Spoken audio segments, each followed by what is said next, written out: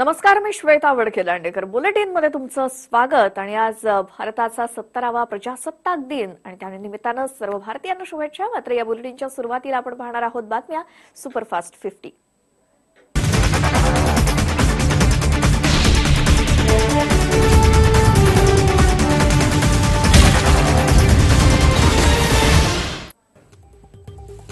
प्रजासत्ताक दिनाच्या पूर्वसंध्येला राष्ट्रपती रामनाथ कोविंद यांनी पद्म पुरस्कारांची घोषणा केली. पद्म पुरस्कारांमध्ये 4 पद्मविभूषण, 14 पद्मभूषण आणि 94 पद्मश्री पुरस्कारांची घोषणा करण्यात आली आहे.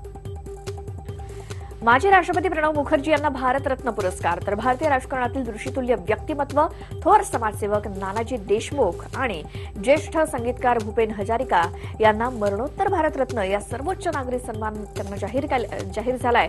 आणि प्रजासत्ताक दिनाच्या पूर्वसंध्येला राष्ट्रपती रामनाथ कोविंद यांनी या पुरस्कारांची घोषणा केली. यापैकी 12 पद्म पुरस्कार महाराष्ट्रातलाच मिळालेत आणि यामध्ये पद्मविभूषण पुरस्कारानं बाबासाहेब पुरंदरे आणि अनिल कुमार नाईक यांना सन्मानित करण्यात आलंय, तर पद्मभूषण पुरस्कारानं डॉक्टर अशोक कुकडे यांना सन्मानित करण्यात आलंय. मनोज वाजपेयी, शंकर महादेवन, दिन्यार कॉन्ट्रॅक्टर तसंच सुदाम काटे, वामन केंद्रे, कादर खान, रवींद्र कोल्हे, स्मिता कोल्हे, नगिनदास संघवी आणि शब्बीर सय्यद यांना पद्मश्री पुरस्कारानं सन्मानित करण्यात आलंय. राष्ट्रपतींतर्फे दिला जाणारा पोलीस पदक हा सुद्धा पुरस्कार जाहीर झालाय. रत्नागिरीच्या स्थानिक गुन्हे अन्वेषण विभागात कार्यरत असलेले सहाय्यक पोलीस उपनिरीक्षक विष्णू गोपाळ नागले यांना पोलीस विभागात उल्लेखनीय सेवेबद्दल हे पदक जाहीर झाले. शिवाजी पार्क येथे मुख्यमंत्र्यांच्या हस्ते ध्वजारोहण करण्यात येणार असून मुंबईभर वेगवेगळ्या ठिकाणी विविध कार्यक्रमांचं आयोजन करण्यात आलंय. यावेळी होणाऱ्या गर्दीचा फायदा दहशतवाद्यांसारख्या समाज विघातक लोकांनी हा फायदा घेऊ नये यासाठी मुंबई पोलिसांकडून मोठ्या प्रमाणात पोलीस बंदोबस्त ठेवण्यात आलाय.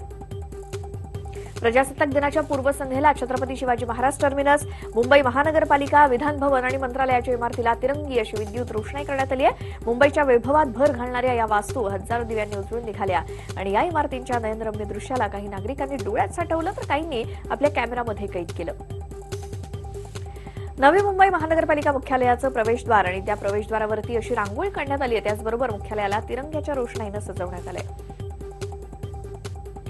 पामबीच रोडवरच्या आकर्षणाचा केंद्रबिंदू असलेल्या नवी मुंबई महानगरपालिका मुख्यालयाला विद्युत रोषणाईनं सजवण्यात आलेलं आहे आणि मुख्यालय इमारतीला डोळे दिपवणारे रूप सध्या प्राप्त झालंय आणि पाहायला मिळतंय. तर हा मनमोहक नजारा पाहण्यासाठी शेकडो नवी मुंबईकर या मुख्यालयाला भेट देत असून या ठिकाणी प्रत्येकाला सेल्फी काढण्याचा मोह काही आवरत नाही. प्रजासत्ताक दिनाच्या पूर्वसंध्येला वादनवेडे नाशिककर संस्थेच्या वतीनं 16 ढोल पथकांचं एकत्रित वादन करण्यात आलं. नाशिकच्या गोदा पार्क परिसरामध्ये सुरू असलेल्या आर्ट फेस्टिव्हलमध्ये शहरातील नामांकित 16 ढोल पथकं सहभागी होत हे ढोल वादन करण्यात आलं. आसाममधल्या ख्यातनाम संगीतकार भूपेन हजारिकांना मरणोत्तर भारतरत्न हा सर्वोच्च नागरी पुरस्कार जाहीर झालाय. संगीत, नाटक, अभिनय आणि दिग्दर्शक म्हणूनही त्यांनी काम केलं होतं. दक्षिण आफ्रिकेचे राष्ट्रपती सिरिल रामाफोसा हे प्रजासत्ताक दिनानिमित्त होणाऱ्या कार्यक्रमाला मुख्य अतिथी आहेत आणि शुक्रवारी संध्याकाळी म्हणजे काल संध्याकाळी त्यांनी राष्ट्रपती रामनाथ कोविंद यांची भेट घेतली. यावेळी पंतप्रधान नरेंद्र मोदी आणि उपराष्ट्रपती व्यंकय्या नायडू सुद्धा उपस्थित होते. प्रजासत्ताक दिनाच्या पूर्वसंध्येला दिल्लीतील राजपथावरती विशेष रोषणाई करण्यात आली आहे. राष्ट्रपती भवनासोबतच अन्य इमारतींना सुद्धा विशेष अशी रोषणाई करण्यात आली आहे. प्रजासत्ताक दिनाच्या पूर्वसंध्येला इंडिया गेटवर सुद्धा विशेष अशी रोषणाई आहे आणि तिरंग्याच्या रोषणाईनं तिरंग्याच्या रंगात इंडिया गेट झळाळून निघालंय.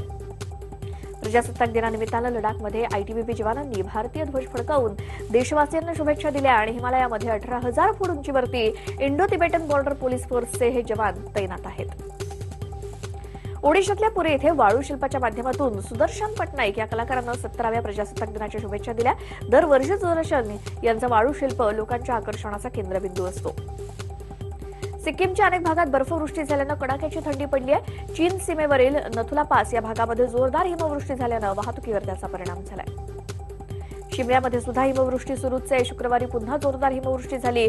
कुफरीमध्ये 12 सेंटीमीटर तर मनालीमध्ये 12 सेंटीमीटर पर्यंत हिमवृष्टीची नोंद झाली. पाकिस्तानमधील पंजाब सरकारनं सध्या तुरुंगात असलेले पाकिस्तानचे माजी पंतप्रधान त्यांच्या आरोग्याची चौकशी करण्यासाठी एका वैद्यकीय पथकाची स्थापना केली. डॉक्टरांनी हृदयासंबंधी आजार वाढल्यानं त्यांना रुग्णालयात जाऊन उपचार घेण्याची सूचना दिली आहे.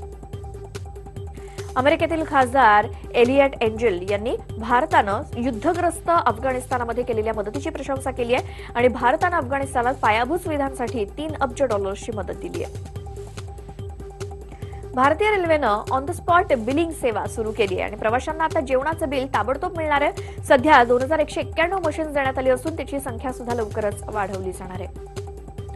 जिओ कोणत्या प्रकारचं पाऊल उचलते यावरती दूरसंचार क्षेत्रातील कंपन्यांचं भविष्य अवलंबून असल्याचं मत भारतीय एंटरप्राइजेसचे मालक सुनील मित्तल यांनी मांडलंय. जिओमुळे इतर कंपन्यांचं मोठं नुकसान होत असल्याच्या पार्श्वभूमीवर त्यांनी हे वक्तव्य केलंय. बँकेकडून घेतलेलं कर्ज चुकतं करावंच लागेल अशी ताकीद केंद्रीय मंत्री अरुण जेटलींनी दिली आहे. दिवाळखोरी कायद्यावरती सुप्रीम कोर्टाच्या निर्णयावर बोलताना अरुण जेटलींनी ही प्रतिक्रिया दिली आहे. 26 ते 28 दरम्यान तिकिटांची खरेदी करणाऱ्या ग्राहकांना एअर इंडियाकडून मोठी सूट देण्यात आली आहे. इकॉनॉमी क्लाससाठी घरगुती तिकीट ₹979 सुरू होणार आहे, तर बिझनेस क्लाससाठी तिकिटांच्या दराची सुरुवात ₹6,965 असणार आहे. 2020 नंतर नॅनो कारचं उत्पादन बंद होणार असल्याची शक्यता असल्याचे स्पष्ट संकेत कंपनीच्या एका वरिष्ठ अधिकाऱ्यानं दिलेत. प्रजासत्ताक दिनाच्या पूर्वसंध्येला 9 खेळाडूंना पद्म पुरस्कारांसाठी त्यांच्या नावांची घोषणा करण्यात आली. गिर्यारोहक बचेंद्री पाल हिला पद्मभूषण तर अन्य 8 खेळाडूंना पद्मश्री पुरस्कार देण्यात येणार आहे. यामध्ये गौतम गंभीर, सुनील छेत्री, शरद कमल, देविल लैशराम तसंच बजरंग पुनिया, हारिका तृणावल्ली, प्रशांती सिंह आणि अजय ठाकूर यांच्या नावांचा समावेश आहे.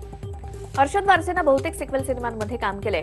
टोटल धमाल या मल्टीस्टारर कॉमेडी चित्रपटात हर्षद झळकणार आहे. गोलमाल 5 या चित्रपटामध्ये काम करण्यास उत्सुक असल्याचं त्यानं सांगितलं.